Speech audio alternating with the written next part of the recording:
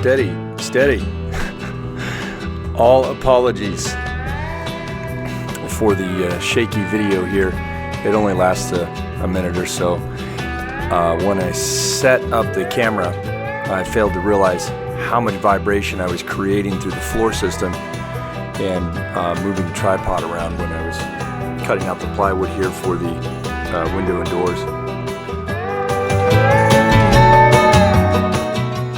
So some of you may recall from the last video, we spent cladding the exterior of the post and beam structure with this 2x6 TNG material.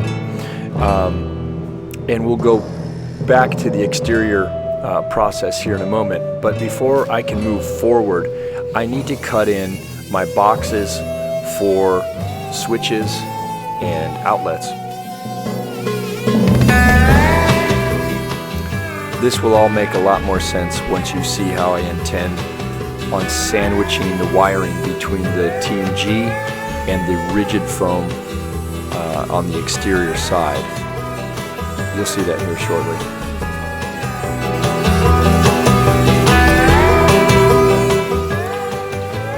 So using this little multi-tool to hog my way through 1.5 inches of structural material is not quite as easy as it looks. From this side, some of you may not understand that that material is 1.5 inches thick, but I'm also cutting the corners, and I'm not cutting past the corners. So this makes it a little difficult. The heat that's just generated from the friction of these cuts wears my blade out pretty quick, and with these 18-volt batteries, they run strong, but it took about 2 passes to get this little block of wood out of here.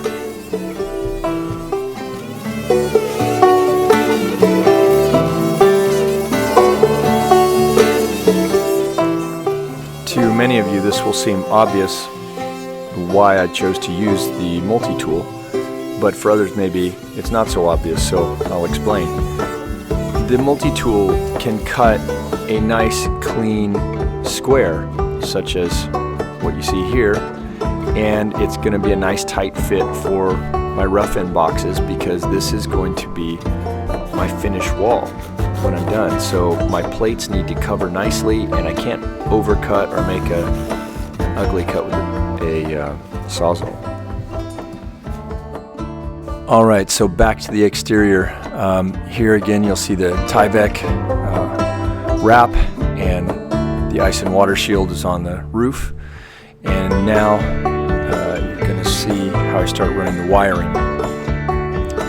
Again, I'm running the wire to the exterior side so that I can hide my wiring and I don't have to put rigid exposed conduit on the inside of the cabin.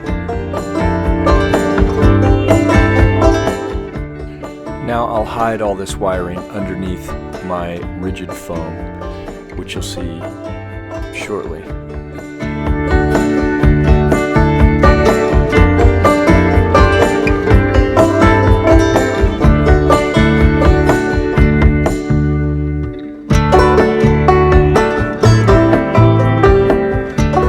Oftentimes as a parent you are pressed with hard choices in regard to your children, and here it is, Halloween. We were not really prepared for very creative costumes, I'm sad to say, but the kids thought that these bloody skeleton heads were, or whatever those heads are, were these ghouls. They thought these costumes were pretty cool. So sometimes you gotta compromise.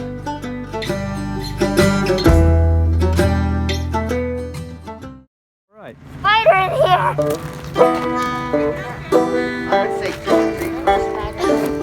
What the heck? can big kids trick or treat?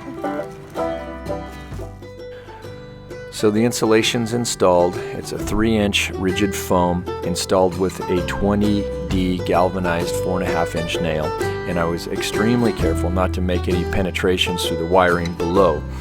The greatest benefit of this style of insulating system is that I basically have no thermal bridging.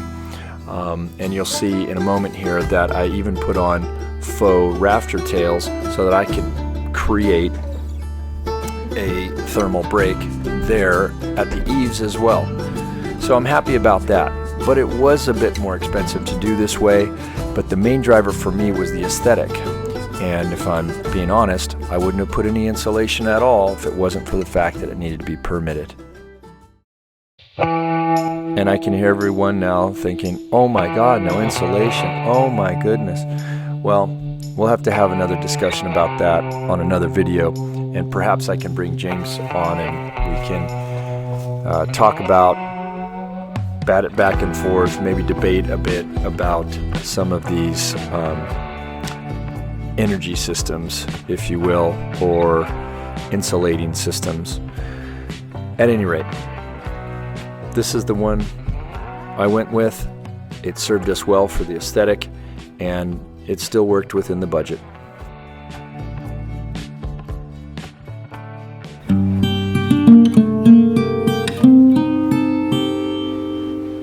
It's a beautiful day in my favorite part of the season, and I'm here nailing off the tops of the verge boards. Felt good to get that in.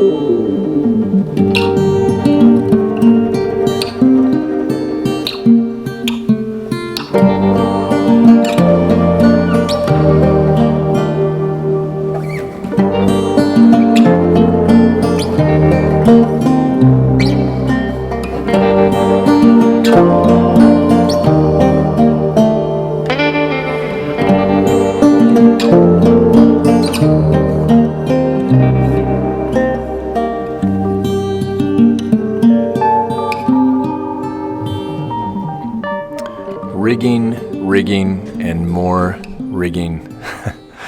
The art of working 90% of the time by yourself is all about being creative with how you build helpers, really. And I've mentioned this before, but building jigs using rigging such as rope, chain, come-alongs, straps, you name it. To get into strange places and up and down ladders. It's engineering on the fly. And although it can be frustrating, it's really very rewarding in that the problem-solving skills that you work out on your own time